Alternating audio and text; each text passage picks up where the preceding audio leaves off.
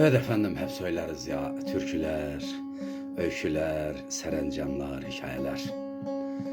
Sizlere bahsedeceğim mevzu vaktiyle bizim Kars'ın Arpaçay ilçesinin bir köyünde yaşamış olan bir mevzu. Mevzuyu kısa geçeceğim çünkü videolar fazla almıyor, ondan dolayı paylaşımları zor oluyor. Köyde Nezaket isimli bir kız var ama ilginçtir.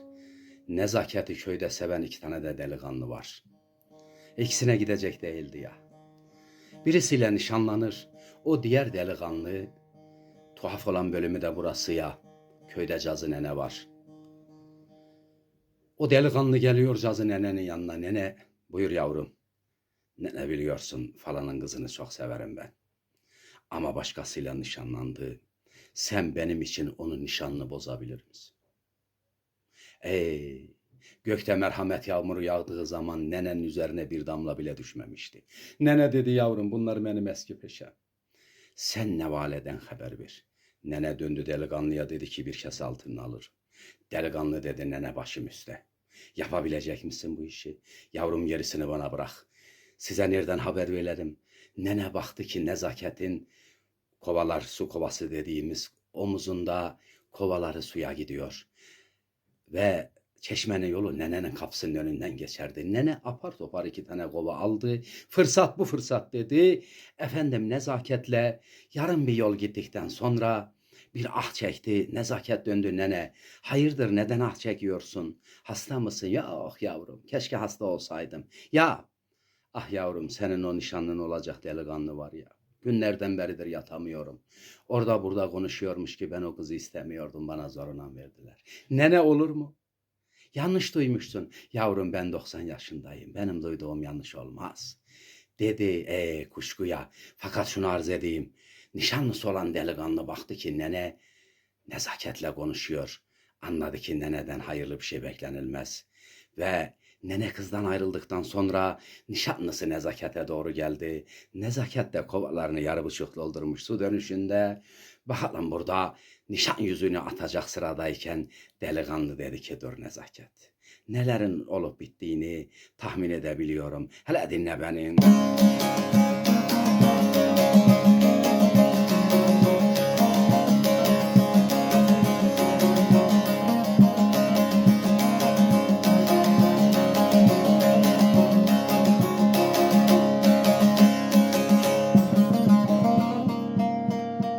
Yüce dağ başında toplu bir çiçek, ne kadar översem o kadar göçek.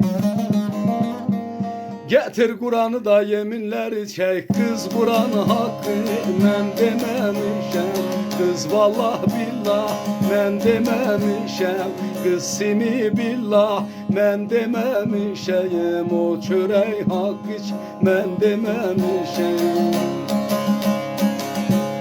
Kız Kur'an hakkı men dememişem. Kız vallah billah men dememişem. O çörey hak için men dememişem.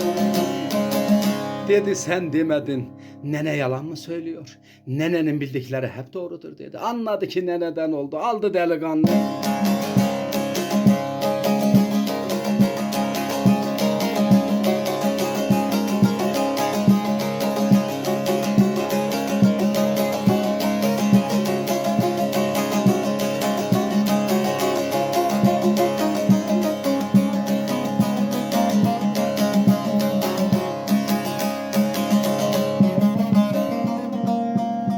Aman güzel aman yüzün solmasın, olur muradımız yarı kalmasın. Zalim neney de iman bulmasın, kız Kur'an hakkı men dememişem. Kız vallah billah men dememişem. Kız simi billah men dememişem. O çörey hak hiç men dememişem. Kız Kur'an hakkı men dememişem. Kız vallah billah men dememişem. O çörey hak için men dememişem.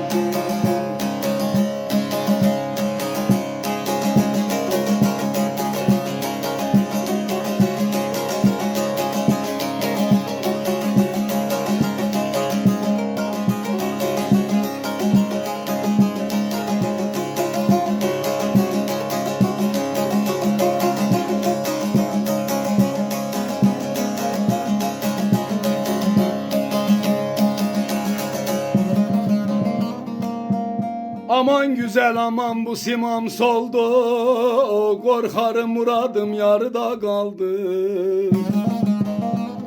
Bize ne olduysa ne neden oldu, kız buran hakkı men dememişem.